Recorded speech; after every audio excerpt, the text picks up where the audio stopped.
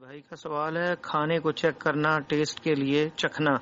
روزے دار کا مرد ہو یا عورت ہو کھانا پکا رہا ہے اور نمک وغیرہ چیک کرنا ہے، زیادہ تو نہیں، مرچ چیک کرنی ہے، تو کیا اس کا روزے پہ اثر پڑے گا؟ تو جواب اس کا یہ ہے،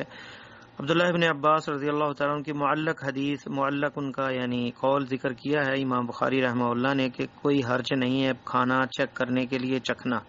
اور یہی فتویٰ شیخ ابن باز، شیخ ابن عثیمین اور تمام اور اکثر علماء کا ہے، اور واقعی اس میں حرج بھی نہیں، کیونکہ کھانا پینا منع ہے، زبان سے چکھا تو بندہ جب کلی بھی کرتا ہے، پانی جب وضو کے لیے کلی کرتا ہے تو پانی کا ٹیسٹ ہوتا ہے، کوئی نمکین پانی ہے، کوئی کس طرح کا پانی، وہ ٹیسٹ تو آ ہی جاتا ہے، تو زبان پہ رکھنے سے کسی چیز کا اس سے روزے سے اثر نہیں پڑتا، الا اسے نگل جائے، آگے کھا جائے تو روزہ کا اثر پڑتا ہے۔ تو 5 وقت جو وضو کرتا ہے وہ 5 دفعہ پانی تو ٹیسٹ کرتا ہی ہے بندہ، تو ایک دفعہ اگر کھانا پکاتے وقت زبان سے چیک کر لیا اور اسے نگلا نہیں تو اس میں کیا حرج ہے؟ کوئی حرج نہیں، واللہ تعالی عالم۔ کھانا چیک کیا جا سکتا ہے، کوئی بھی کھانا پکانے والا اسے چیک کر سکتا ہے، اور بس اسے نگلے نہ، لیکن بغیر حاجت کے ایسے نہ کیا جائے، واللہ تعالی عالم۔